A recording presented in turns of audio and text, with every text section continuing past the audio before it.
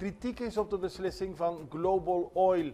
Dit weekend werd bekend dat Global Oil voorlopig niet gaat investeren in het asfaltproductieproces op de voormalige raffinaderij. Het is geen misdaad dat het bedrijf Global Oil Management Group een stop heeft gezet op het asfaltproductieproject. De realiteit is echter dat het project inmiddels bijna 2 jaar stil ligt en alles erop wijst dat Global Oil geen geld heeft om te investeren in het opstarten van een asfaltfabriek. Dat zegt voormalig vakbondsleider Hensley Harms vandaag tegenover de Extra. En volgens hem is er een excuus gezocht naar de sancties die Amerika heeft opgelegd aan Venezuela. En wordt dat gebruikt om niet door te gaan met het grote project.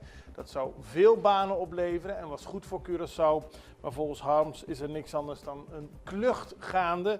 Simpelweg bedoeld om te verbergen dat Refinería de Curaçao en Tubase en de betrokken ministers hebben gefaald in het hele asfaltproductieproject.